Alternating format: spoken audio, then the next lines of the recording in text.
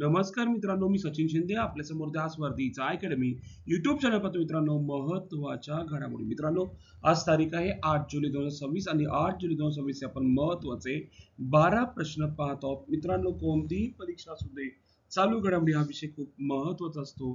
आणि मित्रांनो, पाहायला गेलं तर आपण दररोज सकाळी 6:30 वाजता रोजचे 12 प्रश्न घेऊन येत असतो. याचा एकमेव उद्देश आहे की आपल्याला मदत व्हावी. ठीक आहे. आपण जर नवीन असेल तर नक्कीच चॅनल सबस्क्राईब, लाईक आणि सर्वांना शेअर करा, जेणेकरून आपल्याला मदत होऊ शकते. लक्षात ठेवा. ठीक आहे. आपण सुरू करूया आजचे महत्वाचे प्रश्न. कालचा प्रश्न होता, भारतातील पहिली plant cell fermentation plant factory कोणत्या शहरात उभारली गेली? तर उत्तर होतं याचं चेन्नईमध्ये ती उभारली गेली आहे. कुठे? चेन्नईमध्ये. आजचा पहिला प्रश्न, ब्राझीलचा सर्वकालीन सर्वोच्च आंतरराष्ट्रीय गोल स्कोरर कोण आहे? तर उत्तर आहे नेमार ज्युनियर आहे. आता हा प्रश्न घेण्याचा मूळ उद्देश काय? Neymar the Silva Santosh junior आंतरराष्ट्रीय फुटबॉल निवृत्त कधी घेतली? 5 जुलै रोजी त्यांनी निवृत्ती घेतलेली आहे. आंतरराष्ट्रीय फुटबॉल निवृत्ती घेतली. ब्राझीलचा सर्वकालीन सर्वोच्च गोल स्कोरर 80 गोल. 10 ते 26 16 वर्षाच्या आंतरराष्ट्रीय कारकीर्द एकूण 130 आंतरराष्ट्रीय सामने खेळून ब्राझीलसाठी दुसऱ्या क्रमांकाचे सर्वाधिक सामने. 14, 18, 22, 26 सलग 4 वर्ल्ड कप त्याने खेळले आहेत. ब्राझील, लक्षात ठेवा, वर्ल्ड कप खेळले आहेत फुटबॉलचे. आणि 4 विश्वचषकात गोल करणाऱ्या ब्राझिलियन खेळाडूमध्ये पेले यांच्या बरोबरीने स्थान मिळवले. आणि पदार्पण आणि अखेरचा आंतरराष्ट्रीय गोल दोन्ही मेट लाईफ स्टेडियम मध्येच त्यांनी केला. म्हणजे सुरुवातीला पण तिथेच आणि अखेर पण तिथेच त्यांनी केलेला आहे. ठीक आहे. 5 जुलै 26 रोजी त्यांनी आंतरराष्ट्रीय फुटबॉलमधून निवृत्त घेतली आहे. नाव काय? Neymar the Silva Santosh junior. कोणत्या देशाचा आहे? ब्राझील. दुसरा प्रश्न, उर्गम रायफल कोणत्या संस्थेच्या सहकार्याने विकसित करण्यात आली? तर उत्तर आहे DRDOच्या सहकार्याने विकसित करण्यात आलेली आहे. उर्गम. ठीक आहे. U51 आधुनिक रायफल पूर्णपणे स्वदेशी डिझाईन उत्पादन DRDO आणि दिप्पा डिफेन्स यांनी विकसित केली. जुन्या इन्सास रायफलचा पर्याय म्हणून तयार. फक्त 100 दिवसात विकसित करण्यात आली. 7.62 x 51 मिलीमीटर नाटो कॅलिबर, सुमारे 500 मीटर प्रभावी रेंज आणि वजन 4 किलोपेक्षा कमी. ठीक आहे. उर्गम रायफल, ठीक आहे, DRDO ने विकसित केलेली आहे. तिसरा प्रश्न, ब्रिजमॅन ऑफ इंडिया कोण ओळखले जात होते? ब्रिजमॅन ऑफ इंडिया पाहायला गेलं तर गिरीश भरद्वाज यांना ओळखले जात होते. त्यांचे निधन कालच म्हणजे 7 जुलै 2026 रोजी वयाच्या 76 वर्षी झाले. ब्रिजमॅन ऑफ इंडिया सेतुबंधू म्हणून प्रसिद्ध. 150हून अधिक कमी खर्चिक निलंबित पादचारी पूल बांधले. कर्नाटक, केरळ, तेलंगणा, ओडिशातील दुर्गम गावांना जोडले.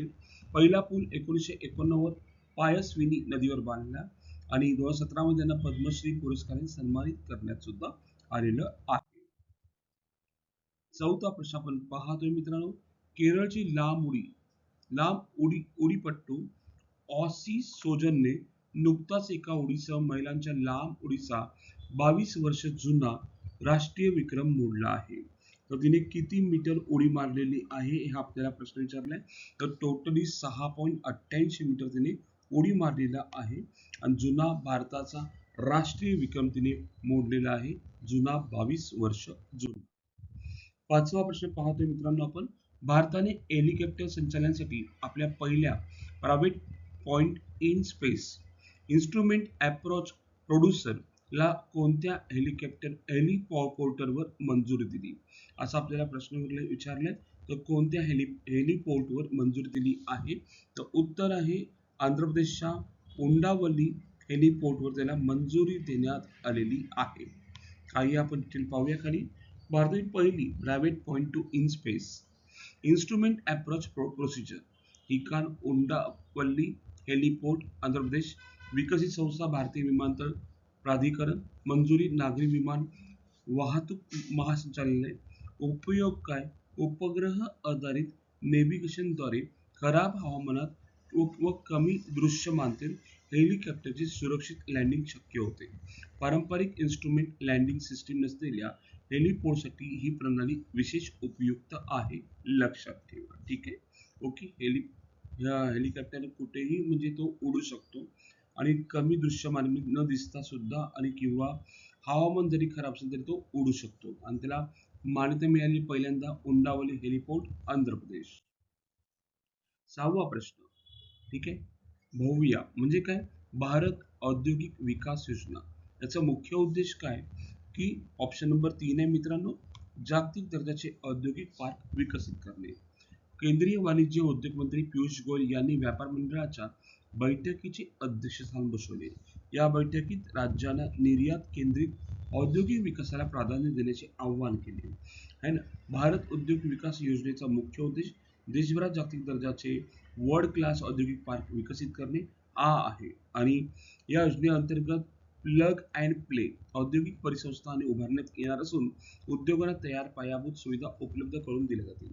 उद्दिष्ट देशांतर्गत व परदेशी गुंतवणूक आकर्षित करणे, उत्पादन वाढवणे, रोजगार निर्मिती करणे आणि निर्यात वाढवणे. 7वा प्रश्न आपण पाहतोय मित्रांनो, जागतिक हवामान संघटनेचा सर्वोच्च वैज्ञानिक सन्मान असलेला IMO पुरस्कार कोणाला प्रदान करण्यात आलेला आहे? तर उत्तर आहे डॉक्टर फ्लॉरेन्स, ठीक आहे, रॅबियर यांना हा पुरस्कार देण्यात आलेला आहे. ठीक आहे. हवामान संघटनेचा वैज्ञानिक सन्मान असलेला IMO पुरस्कार कोणाला देण्यात आला? डॉक्टर फ्लॉरेन्स रॅबियर यांना देण्यात आलेला आहे. तिकीट पाहूया. ग्लोबल प्रेस्टिज अवॉर्ड हर्षवर्धन लक्षात ठेवा. Banker of the year K. Raju. Order of the मापुयमुत्वे दक्षिण आफ्रिकेचे प्राचार्य सलीम अब्दुल करीम आणि प्राचार्य कीर्तन छेडा. युनेस्को चा पुरस्कार आहे लक्षात ठेवा Cano world press freedom prize पुरस्कार सुदानी पत्रकार संघटना मिळालेला आहे. Brand sand master cup Sudarshan Patnaik लक्षात ठेवा.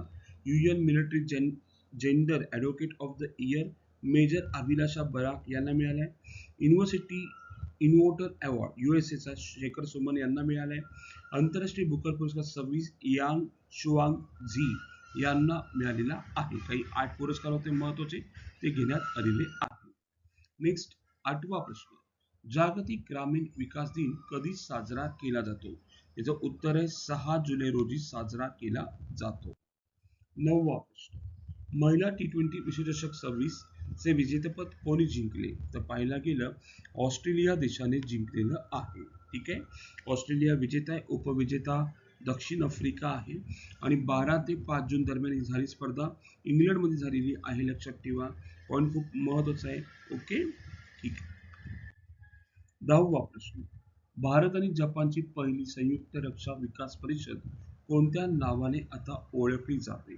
भारत आणि जपानची पहिली संयुक्त रक्षा विकास परिषद कोणत्या नावाने ओळखली जाते?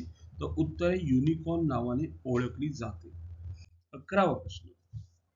योगगुरू बाबा रामदेव यांना कोणत्या विद्यापीठाचे कुलपती म्हणून नियुक्ती करण्यात आले आहे? तर उत्तर आहे दिल्ली विद्यापीठाचे कुलपती म्हणून नियुक्ती करण्यात आलेले आहे. कोणाची?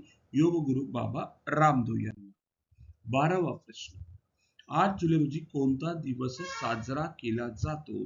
तर उत्तर आहे जागतिक पेंग्विन दिन साजरा केला जातो. 8 जुलै रोजी कोणता जागतिक पेंग्विन दिन साजरा केला जातो. आणि सर्वांसाठी आजचा प्रश्न.